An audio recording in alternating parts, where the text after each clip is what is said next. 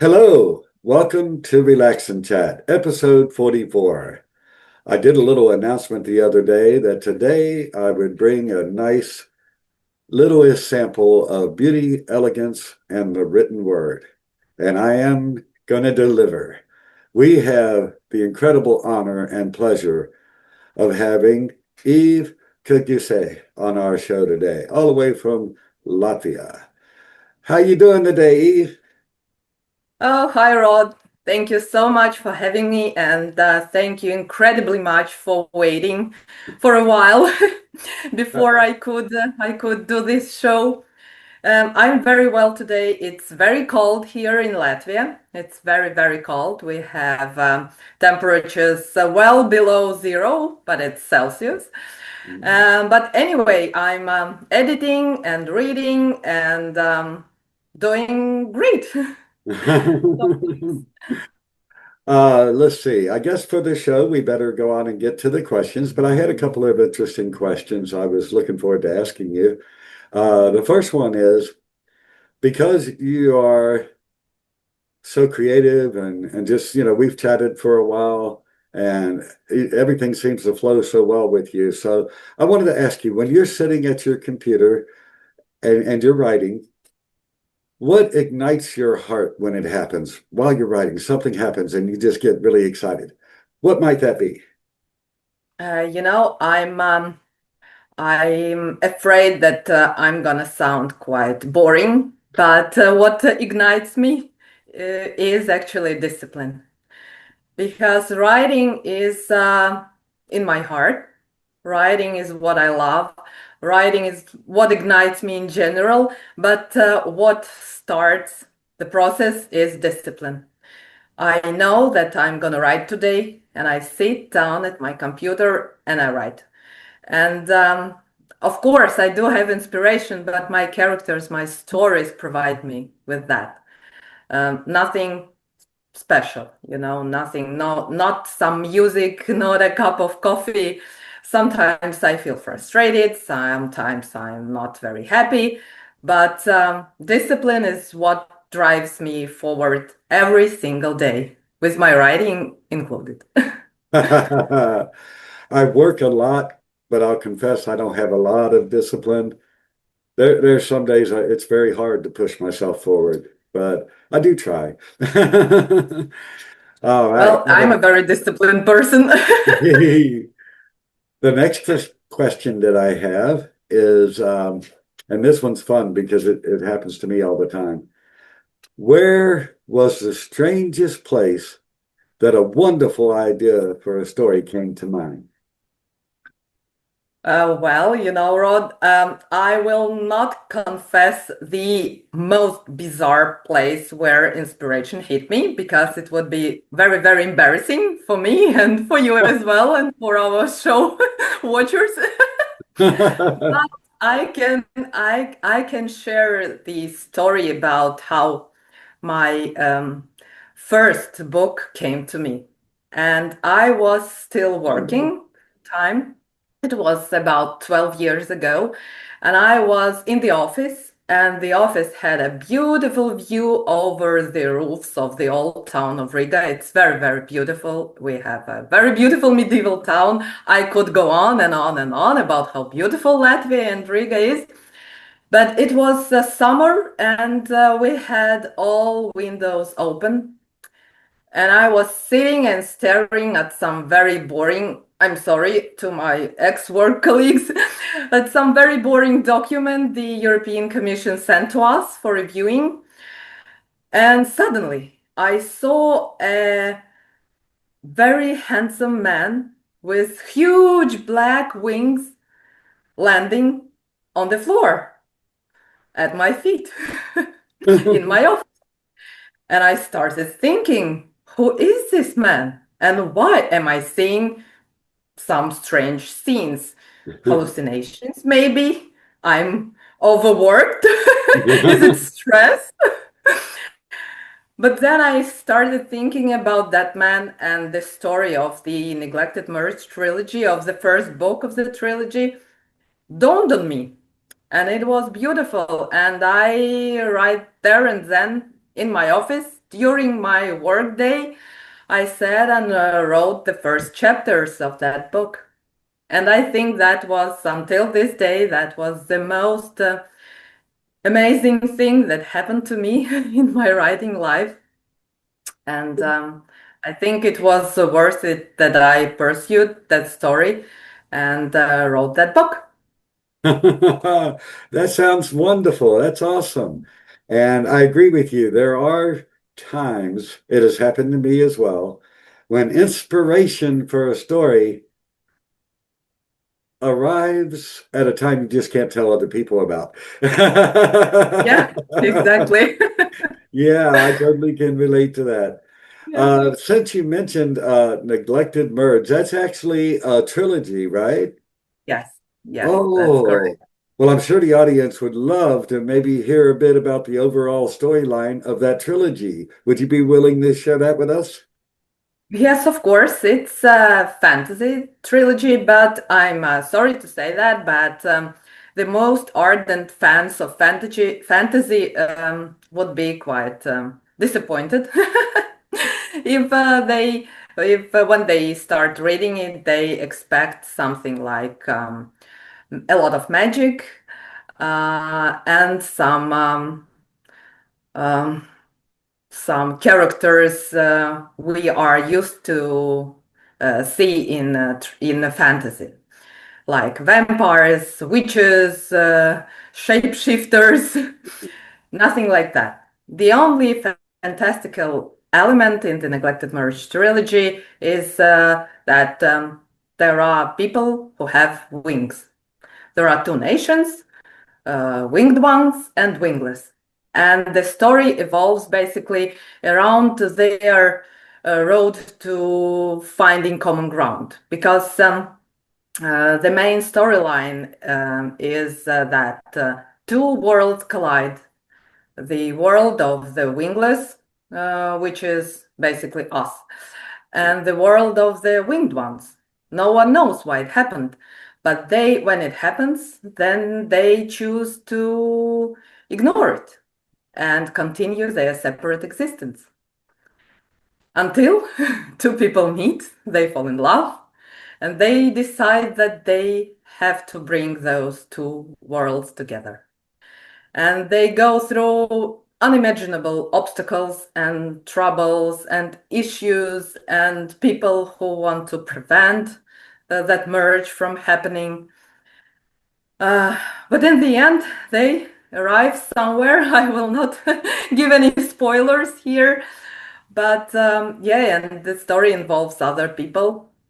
The first book is centered around the romance between the two characters, but then book two and book three, Tangle of Choices and Shifting Directions, they change direction and move away from romance. And so basically, the Neglected Marriage trilogy is a fantasy series, but maybe people who are true fans of fantasy or romance should broaden their mind before picking up that story and starting reading it. But I would be thrilled, of course, if more people give it a try and find something interesting for them, because you know it's very interesting to read people's reviews. Everyone sees something different, and what is the most fascinating, personally, for me as a writer, is that some people see something that I didn't put in that story, but it's there because they saw it. And it's amazing. It's incredible. I think this is the power of art. And this is what artificial intelligence will, in my opinion, of course, in my humble opinion, will never be able to produce. Because our soul is bottomless entity. And we do not understand ourselves very often, even ourselves. But other people see something in us, in paintings, in books, in films, that maybe the creators of those things didn't think about when they created them. And that's amazing. That's what I think will never cease to amaze me in art. Yeah, I totally get it. Whether it be a sculpture or a oil painting or a written story, I've had it Yes. happen many times, and it's one of the best signs of a skilled writer. One of the first things that indicate that that writer really knows what they're doing is when you can bring the reader into the story on such a level that part of the reader becomes part of the story. I totally get what you're saying. I kind of have a natural tendency to look between the lines anyway, you know, and I often will see things in a story that when I read reviews on that book and speak with people about it, other people didn't really see what I saw there. But I thought it was absolutely astounding and wonderful and fantastic. And I realized after the fact that, the author put some fantastic work there, or I would have never been triggered, that my own imagination sort of filled in the spots between the lines. And again, I think that is a indicator of a truly skilled writer. So you should feel very complimented when that happens. That's very wonderful. Yeah. Just because of I time. feel very happy when I read that. Very happy. Well, you have several books out, so before we run, I don't want to get into a time issue. I also saw that you have a story called Finding Your Way. And if you would, maybe tell us a little bit about that one. Yes, Finding Your Way is kind of realistic fiction. You can call it young adult fiction. A story about young girl. She's 17, but in the course of the story, she turns 18, and she's called Zanda. It's a very beautiful Latvian name. I know a person with that name. That's why I chose that name for that character. And she's an amazing woman, extraordinary woman. And so, about Finding Your Way, that book is set in Latvia, back in 2008. Right before the global crisis hit, and it hit not only the United States, but Latvia as well. Mhm. Everything changed after that. And what I love about that book is that it's where I poured all my love for my homeland. I describe the small and quirky traditions we have here, and the other world doesn't have them. And one reviewer wrote that this book is a love letter to Latvia. Oh, And that, in my opinion, sums it up perfectly because um, even though I don't hide some, rough things every country has. And if we ignore them, they don't go away. So I mentioned them. They are here. We live with them, and I'm sure that Americans, they have their own issues. We are in Latvia. No matter how small our country is, we have our issues, and they are very important to us. But that is what it is, a love letter to Latvia. So if you are not afraid, if you are not a fan of young adult fiction, and you are not afraid of reading about the protagonist who is trying to decide what kind of future she wants. Maybe it's boring to you. I don't know. Because I'm not a fan of young adult fiction as well. That's why I'm stressing this out. So apart from that, from Zanda's search for her future choices, it's a love letter to Latvia. So if you want to learn a bit about my beautiful, astounding country, the best country in the world, I say it in every interview, I think, and this is the truth. So give Finding Your Way a try, and you will learn a bit about the country you might not have known a lot about. yeah. Well, I've got to confess, and I pride myself on being honest, even if it makes me look like a fool. I've never heard of Latvia before I met you. You know, But if I if I'm sorry for interrupting, but in a bit than a year ago, we were in the United States for a journey of a lifetime with my family, with my husband and son. And I must say that nobody knew where Latvia was. Nobody, just well, not a single person. And I'm not saying that to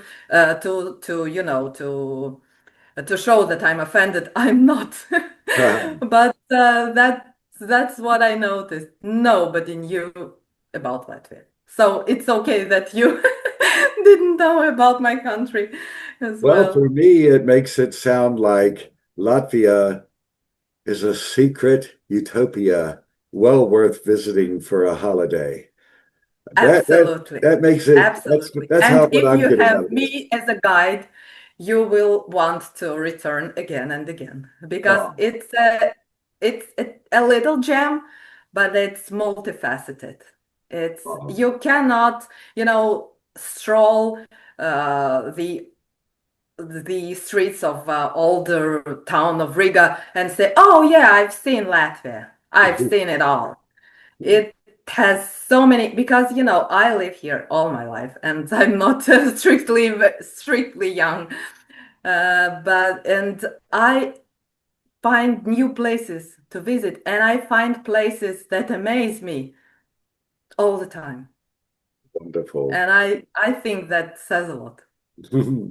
Well, I've got to ask you about another one of your books because they Yep. all really caught my eye when I was doing some research for the show. Broken Chances. Could you tell us a little bit about that? Yes, Broken Chances, as almost as all of my books, is a tribute to something. Mhm. And Broken Chances is set in the United Kingdom, and it is a tribute to the wonderful years I spent living in England. And I used to live in a very beautiful place, a unique place in Dorset, in Portland. And it's where I lived, it was on the coast of the English Channel, and that village was where a part of the Jurassic Coastal Path is located. So I walked a lot. It doesn't have anything in common with the story of Margot, the main character of Broken Chances. Her story is not my story, and it's completely fictional. But the book does feature some memorable people I met there while I lived in England. So it's basically a story about a woman. She's a very young Latvian woman and she marries an Englishman. And she thinks that her dream has come true and that she's gonna have an amazing life ahead. Her husband is wealthy and caring and loving, and she loves him, and she's not, after his money. But but when she arrives and they start their family, not family like they have children, they don't, but when they start their life together in Dorset, in a place very similar to the place where I lived, Portland. She starts noticing worrying signs. Her husband turns out to be a very different man than she imagined when she married him. And so Broken Chances tell the story how illusions, uh, how Margot, the main character, understands that she was mistaken and maybe even deceived by her husband Michael. Oh, And as one reviewer wrote about that book, that readers You're gonna fall in love with Margot, you're gonna fall in love with England, with the coast of Dorset, with the beautiful coastline, and there are some beautiful horses and dogs, but you're gonna hate Michael, Oh. Margot's husband. Prepare for that. Well, I'm not sure in Latvia, but here in America, it's a blessed shame that oftentimes people put on fronts, and it actually happens more often than you would think that a young lady could fall in love with a man who is literally not the man that he appears to be. For some reason, people act like something they're not. And that can lead to a whole lot of challenges. And it sounds like that would be a very gripping story, very worthwhile to read. I think it sounds very interesting. So I'm going to have to move forward. This one really struck me because it seems completely out of your wheelhouse. It seems like you took a step into a completely different direction, which is fun, which is cool for a writer to do. Accidental Cop. How about you tell us a little bit about that one? Yes, the Accidental Cop is the only book of mine whose protagonist is a male, a man. Um, of course, in other books, I have secondary characters who are men, and readers notice them and say that they are well fleshed out and they could relate to them. But the Accidental Cop is the only one where the main character is a man, a young man. And the story is set in Latvia during the extremely controversial period of history in my country. It's the 90s. And when I tried to translate the how the media branded that period of time, it was quite difficult for me to do because I didn't want to go the road of already familiar names like the Roaring Twenties in America or Wild West. So I came up with the Savage 90s because that's how it felt. It was the first decade after Latvia gained its independence from the Soviet Union. And even though some people call it the time of the greatest freedom, it was very different for a lot of inhabitants of a lot of people living here in Latvia. So it was. I was very young at the time, but I remember a lot of things, a lot of tough things my parents went through. And I wanted to pay tribute to the people who had gumption, who had incredible gumption to live through those times, endure, and emerge victors. Some people lost dramatically. Some people couldn't just couldn't accept the changes.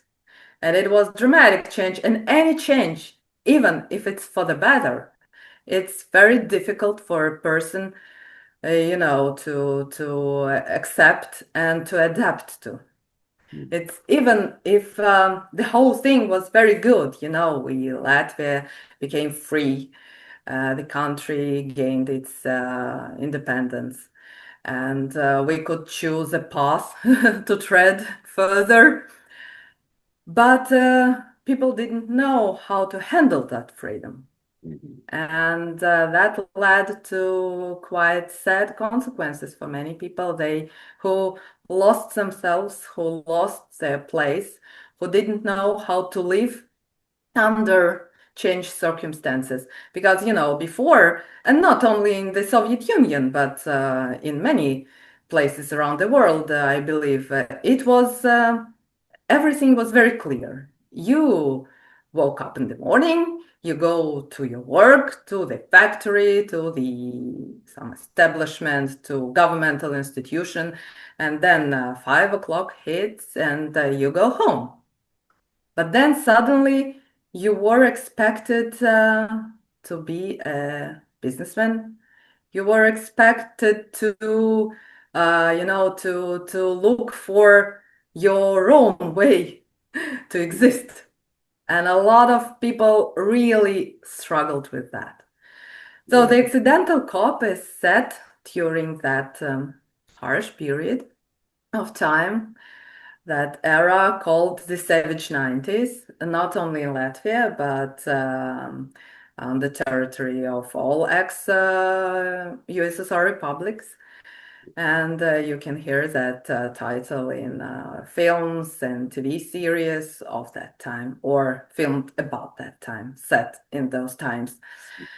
It's about a young man who struggles against the system because he's a policeman and the system expects him to follow the rules. And the rules are that you are expected to be slightly, or not slightly, dishonest, to take bribes in order to survive. And he flatly refuses to do that. He wants to help people. He wants to get his education. His dream is to become a lawyer. But as I mentioned, those times are very difficult, and a lot of people struggle to find jobs. And the main character called Roberts, he struggled as well. And while he is still at the university, the only job he found was a patrolman in the police force. And it turned out to be a very challenging environment for an honest and decent person as Roberts is. So the question is, can you survive and stick to your principles under such circumstances? Will Roberts be able to do that? Will he be able to remain honest and decent and to follow his dreams? Oh, it sounds fantastic. One thing I really have enjoyed throughout this talk so far is it seems very apparent that using your creativity as a writer, you look at the world around you at different times and different levels and different details, and then you apply your creativity to that world and write these wonderful books with very different storylines and settings. That's a real talent. And it's wonderful that each of your stories sort of have two stories. You've got the characters and what's going on with them, but you've also got this element of the world you saw when you looked around. I love that you have that going on across all of your books. It sounds absolutely wonderful. Really does. Thank you. Thank you.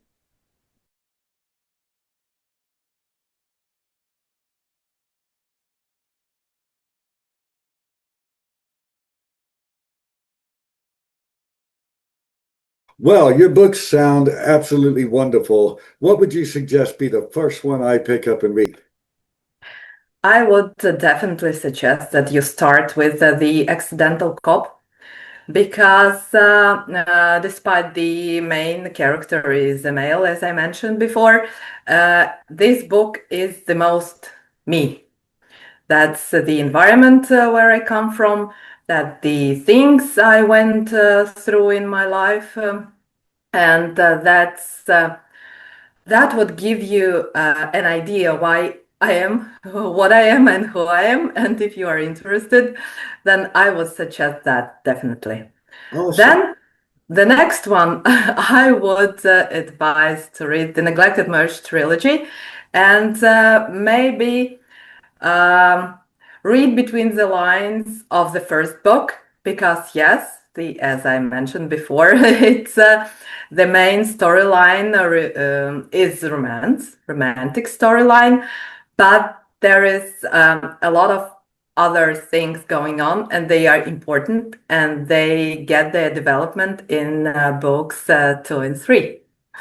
Oh, fantastic. Well, I like to give my guests an opportunity to speak directly with the audience and share anything they like. I've got the little format for my show and the questions I want to ask, but the audience come to here to see you and to hear from you. So I like to make sure the guest gets the opportunity to say, hi, audience, and share anything you want to share. So the stage is yours. Okay, thank you, Rod. First of all, there are four things I could talk for a very long time.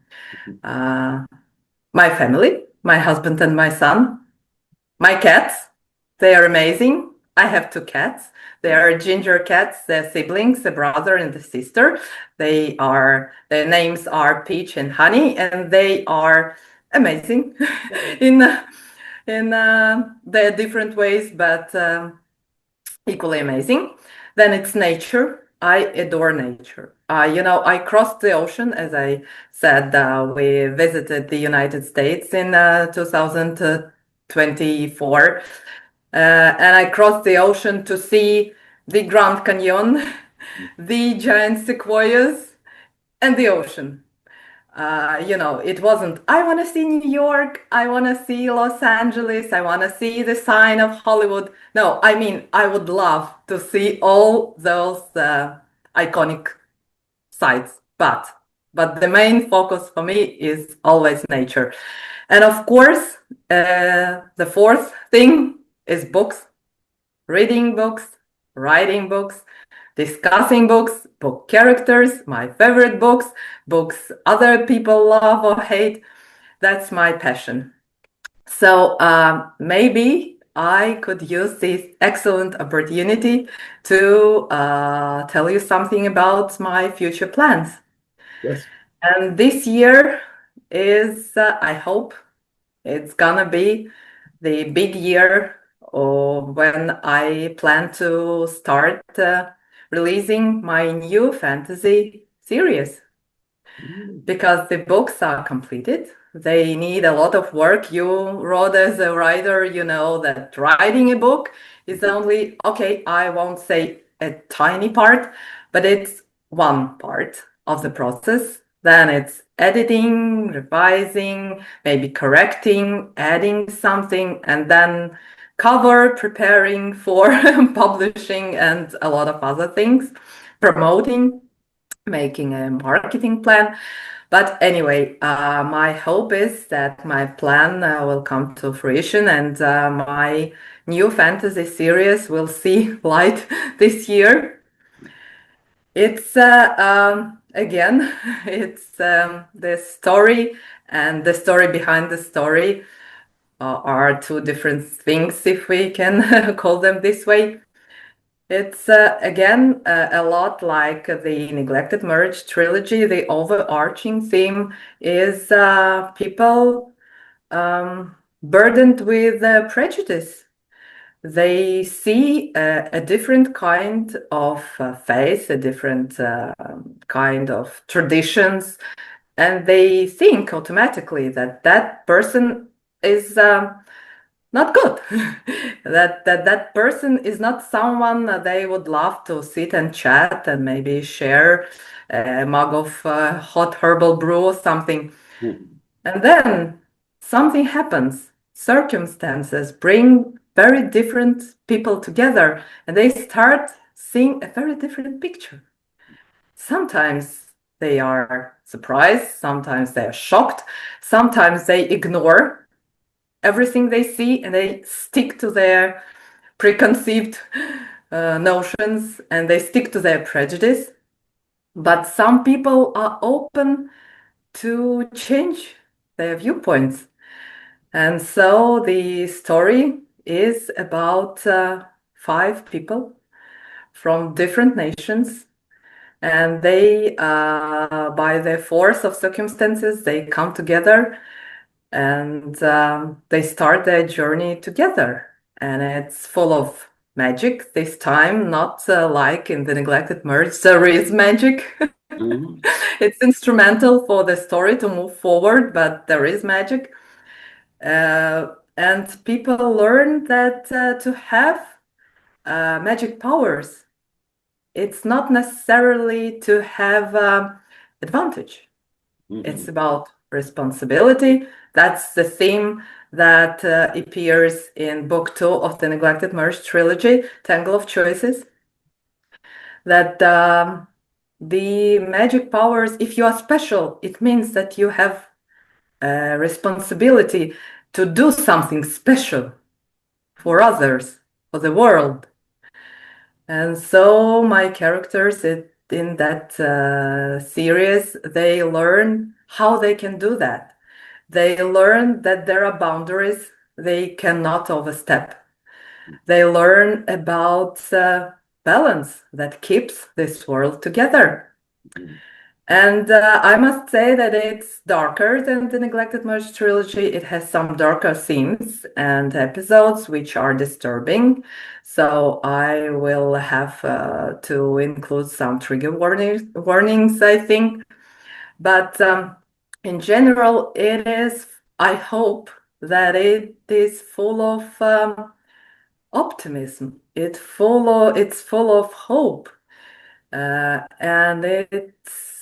and I hope that people will see something that will help them overcome maybe some hard times they're having at the moment. That they will read and think, wow, if they could overcome that, I can do something with my life to make it better. So that's certainly my hope when the series is released. And it's a different subgenre for me. And it was a very unique experience to write it because I had the whole story for all 5 books ready in my head before I sat down and wrote it. I knew where we are headed. I knew what my characters are about to suffer through. I knew about their joys, about their ups and downs. And the last book, which is a standalone book, and it's dedicated to one of the main characters because she deserved it. Because, you know, if you ever read that series, you will know who I mean. And she really deserves a separate book.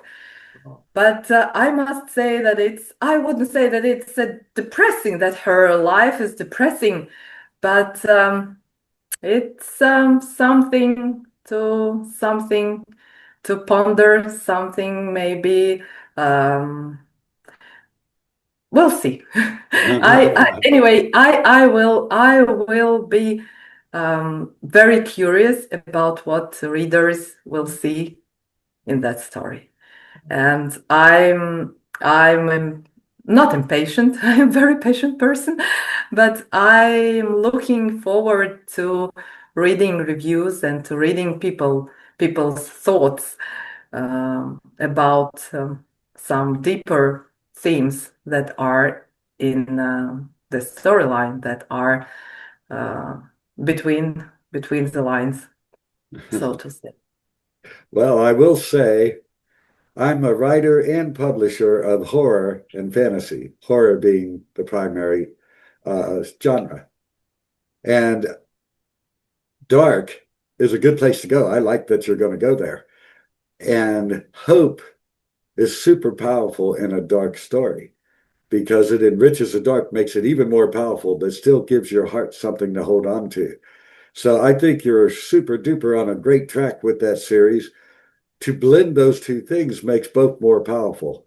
And it sounds absolutely fabulous. I can't wait to see the first book when it comes out. That'll be one I will certainly grab. Sounds wonderful. It really does. Just for the sake of Thank time, you. I want to make sure that I get this next little segment in. I'm sure the audience has been fascinated with one thing that just keeps coming to mind is your beautiful talent for seeing the world around you, be it Latvia or someplace in the States or anywhere else, and then working that into your storyline of a story. I think that's absolutely wonderful. Now I'm so eager to just grab all your books. Audience, let's do that. Let's just grab all of them, and that way we'll be ready for the new series when it comes out. Uh, Sounds absolutely fantastic. I want to ask you, if you would, to share verbally your website and any social medias where members of the audience could reach out to you and say, hello, Eve, what's up with that new series, or whatever question they may have. I do put information in the description below on the YouTube video, but I share this across my whole platform, and some of them can't see that. So if you would, please share how people can reach out to you. Yes, it's very easy to find me. It's my website is basically my name, evekoguce.com. It's very easy. And you can find my email there and write to me whatever you want to share with me. I'm most active on Twitter. It's X now. So, but it's a challenging platform to learn something about a person. So I'd say that Instagram is where you can follow what's going on in the life of my family and my cats. Do you like cats? You can see my cats there. And there is Facebook. I have an author page on Facebook. It's Eve Koguce Books. Very easy to remember and to find me. So you can reach me there. I'm always very open to reply to any questions and emails and messages. So if you wanna send me a line, please feel free to do so. Oh, wonderful. Yeah, I'm on Twitter primarily. I'm on all the major sites, almost all of them. But I love Twitter. I love that I can have one-on-one actual conversations with writers. That's why I do this show. This is Yeah. absolutely fascinating for me to learn so much about the writer and where you're from and your culture and things you believe in.